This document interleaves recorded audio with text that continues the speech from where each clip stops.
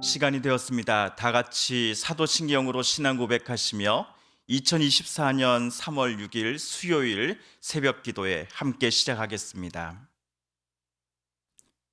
나는 전능하신 아버지 하나님 천지의 창조주를 믿습니다.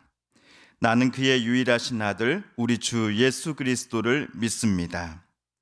그는 성령으로 잉태되어 동정녀 마리아에게서 나시고 본디오 빌라도에게 고난을 받아 십자가에 못 박혀 죽으시고 장사된 지 사흘 만에 죽은 자 가운데서 다시 살아나셨으며 하늘에 오르시어 전능하신 아버지 하나님 우편에 앉아 계시다가 거기로부터 살아있는 자와 죽은 자를 심판하러 오십니다.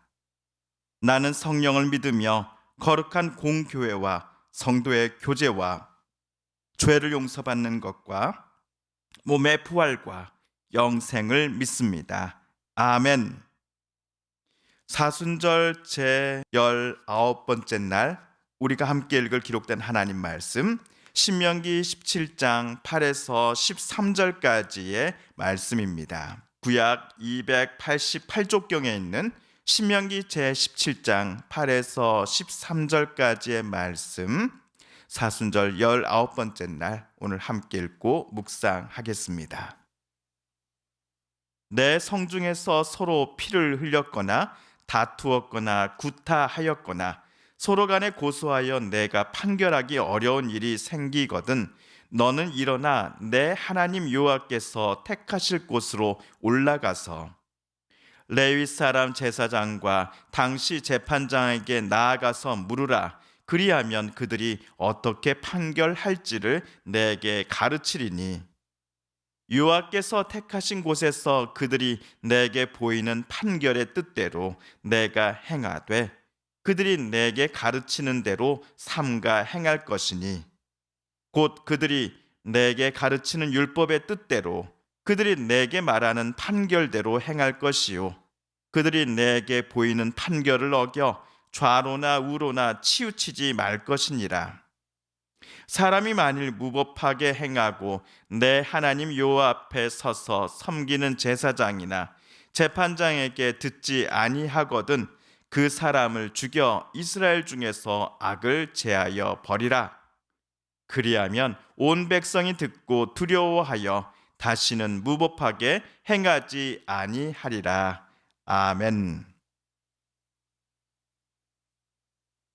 어제 모세는 이스라엘 백성들에게 말하기를 하나님께서 보시기에 가증한 일을 절대로 행해서는 안 된다라고 경고하였습니다. 가나안 땅에 이스라엘 백성들이 정착하여 살아가기 시작한 때로부터 그 땅의 원주민들이 섬겨왔던 신들을 이스라엘이 섬긴다 하거나 그것들의 주상 앞에 찾아가 엎드려 절하는 것은 하나님과 이스라엘 백성들이 맺었던 시내산 계약을 깨트리는 것과 마찬가지이기 때문입니다. 시내산에서 하나님은 출애굽한 이스라엘 백성들의 하나님이 되어 주시기로 약속하셨습니다. 또한 이스라엘 백성들은 하나님의 백성이 되기로 언약을 맺었지요. 그러므로 가나안 땅에 들어가 1월 성신 등 하나님이 창조하신 것들을 향하여 신이라고 절하거나 그것들이 우리의 하나님이다라고 말하며 1월 성신을 섬기는 행위는 이스라엘을 400년 종살이에서 해방시켜 주신 하나님을 저버리겠다라는 것과 같은 일이었던 것이죠. 하나님이 주신 약속과 말씀을 지키는 이들에게는 천대까지 복을 주시겠다라고 하는 여호와 하나님을 이스라엘이 우습게 여기는 행위이기도 합니다. 자, 모세는 이런 가증한 일을 행하는 자들을 각 성읍의 재판장과 지도자들이 불러다가 면밀히 조사할 것을 지시했습니다. 그것이 거짓 소문이 아니라 실제 사실로 밝혀졌을 때에는 그 사람에게 투석형을 언도한 후 그를 성 밖으로 끌고 나가야 합니다. 성 밖에서도 적어도 2명 이상의 증인들의 증언이 일치하는 것을 확인한 후에서야 투석형 집행이 시작이 됩니다. 증인 중 한 명이 돌을 제일 먼저 던지고 난 후 나머지 사람들이 가증한 일을 행한 사람에게 돌을 던질 것입니다. 무고한 생명이 죽임을 당하지 않도록 재판과 형벌의 집행 과정에 있어서 신중에 신중을 가했다라는 것을 우리는 어제 보았습니다. 한편 오늘 8절, 본문 8절을 우리 함께 읽어보겠습니다. 세 번역으로 8절입니다. 시작.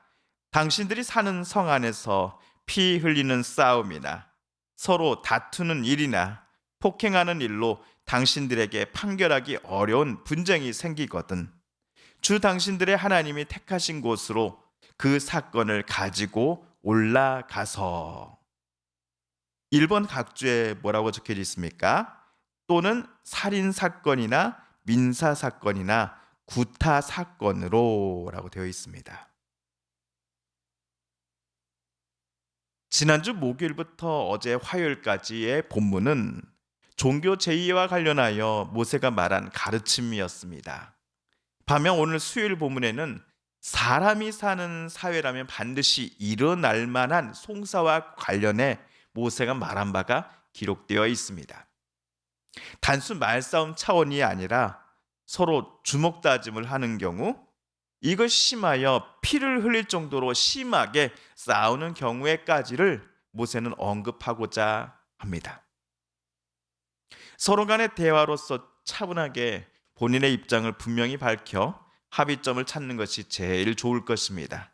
하지만 이러한 합의점을 찾는 것이 결국 실패했기에 갑과 을이 상대방에게 폭력을 행사하기에 이르렀던 것이겠지요. 그러나 이 방법으로도 해결을 못 봤을 경우 그들은 각 성읍의 지도자나 재판장에게 찾아가 시시비비를 가리고자 할 것입니다. 그런데 오늘 8절 말씀을 다시 한번 봐주시겠습니까? 내가 판결하기 어려운 일이 생기거든 이라는 문장에 주목해 주십시오. 이번 건이 재판장도 판단하기가 어려운 사건이라고 여겨질 때에 그 재판장은 어떻게 해야 한다라고 모세는 말하였습니까? 어떻게 해서든지 재판장이 여기서 결론을 내줘야 한다라고 말을 하였습니까? 아닙니다. 이런 경우에는 재판장은 9절에서처럼 여호와께서 택하신 곳에 머물고 있는 레위 사람 제사장과 재판장에게 나아가서 물으라라고 지시했습니다.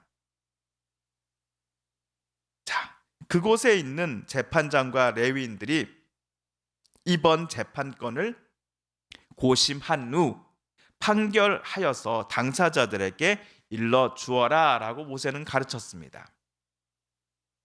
오늘 본문에서 모세가 말한 재판 과정은 오늘날 현대식 재판의 삼심제와 유사합니다.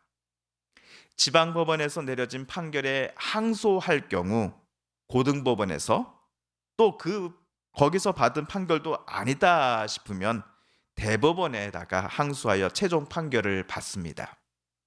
오늘 본문에서 하나님께서 지정하신 곳에서 열리는 재판은 이 대법원 재판, 고등법원 재판을 연상하셔도 무방할 것 같습니다.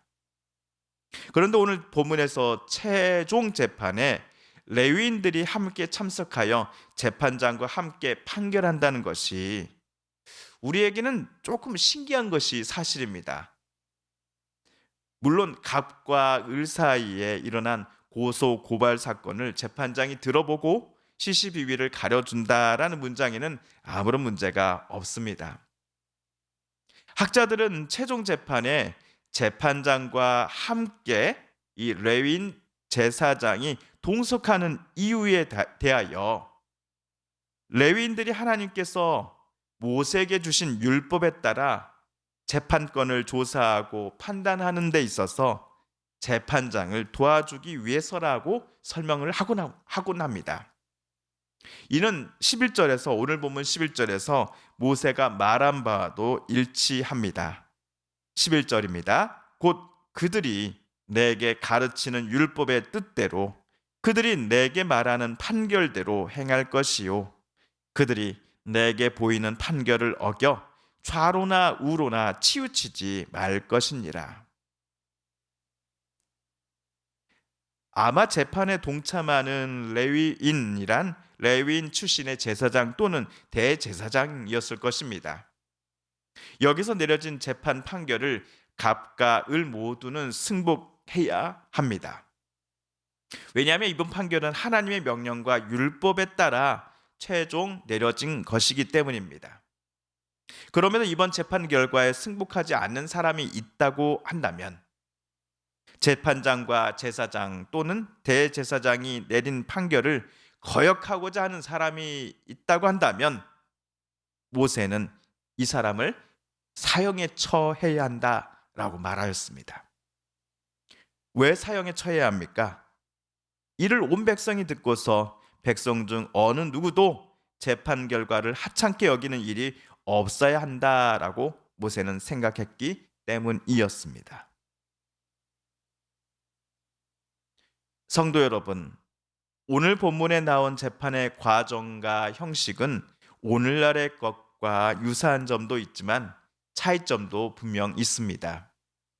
우리나라는 기독교가 국교가 아니기 때문에 우리 사회 재판관들은 하나님의 뜻과 율법에 따라서가 아니라 법과 판관들 각자의 양심에 따라 판결을 내린다 하지요.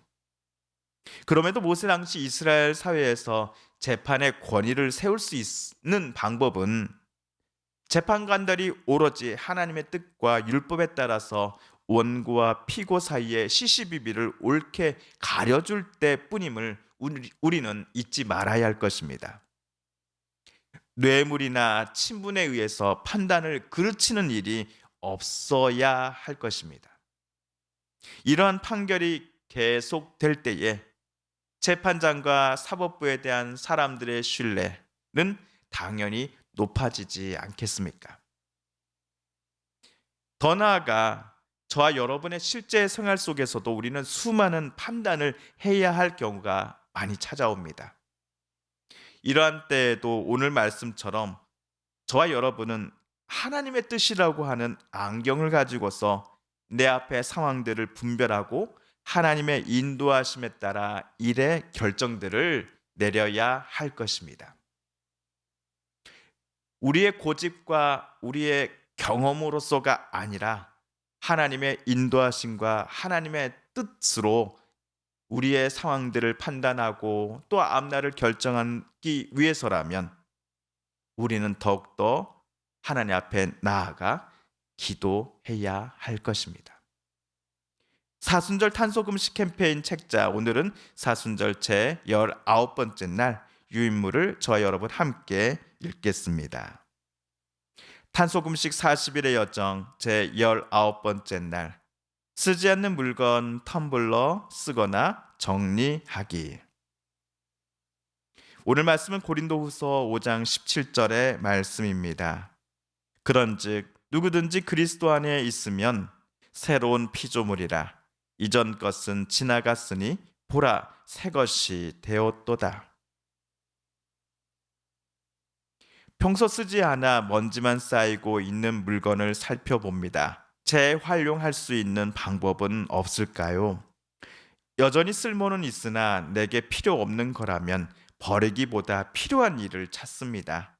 진짜 필요 없는 물건은 재활용 전문 업체에 수거를 요청합니다. 다음 질문으로 오늘의 묵상과 실천 내용을 돌아보면서 지속적인 실천을 이어나갈 수 있기를 다짐해 봅시다. 기도 제목 1. 탄소금식을 하면서 여전히 마음에 와닿거나 남는 것은 무엇입니까? 기도 제목 2. 파괴되어 가는 창조 세계에서 특별히 회복되기 원하는 영역은 무엇이고 이를 위해 내가 할 수 있는 일은 무엇입니까? 기도 제목 3. 창조 세계의 온전한 회복을 위해 함께 할 수 있는 이들은 누구이며 그들과 함께 나는 어떤 노력을 할 수 있습니까? 주님께서 가르쳐 주신 기도를 드리며 사순절 제 19번째 날, 그리고 신명기 말씀 묵상 제 70번째 시간을 모두 마칩니다. 하늘에 계신 우리 아버지, 아버지의 이름을 거룩하게 하시며 아버지의 나라가 오게 하시며 아버지의 뜻이 하늘에서와 같이 땅에서도 이루어지게 하소서. 오늘 우리에게 일용할 양식을 주시고 우리가 우리에게 잘못한 사람을 용서하여 준 것 같이 우리 죄를 용서하여 주시고 우리를 시험에 빠지지 않게 하시고 악에서 구하소서. 나라와 권능과 영광이 영원히 아버지의 것입니다. 아멘. 사랑하는 성도 여러분, 성삼위 하나님께서 오늘 신명기 말씀 묵상과 또한 탄소금식 캠페인 말씀 묵상 속에서 저와 여러분에게 들려주신 하나님의 음성과 뜻을 다시금 떠올려 보고 싶습니다. 오늘 말씀 묵상 중에 우리가 깨닫고 다짐한 바대로 우리 정말 그렇게 살아가게 달라고 이 시간 다시 한번 우리가 함께 읽은 말씀을 되새기며 하나님 앞에 기도드리기를 원합니다. 우리 성도님들과 가족들 중에 그리고 우리의 이웃분들 중에 하나님의 고쳐주심, 치료하여 주심, 회복시켜 주심을 놓고 간절히 기도하는 분들이 계십니다. 이 시간 우리도 같은 마음 같은 뜻으로 함께 기도하십시다. 하나님 고쳐주소서, 하나님 치료하여 주소서, 하나님 회복시켜 주소서. 여전히 계속되고 있는 전 세계 곳곳의 전쟁을 하나님 이제 그만 멈춰 주소서. 진정한 하나님의 평화가 강물처럼 흐르게 하여 주옵소서. 마지막으로 우리가 가지고 나온 간절한 기도 제목 하나님께 아뢰며 하나님의 은혜의 보좌 앞으로 우리 더 가까이 나아가겠습니다. 함께 개인 기도 시간 갖습니다.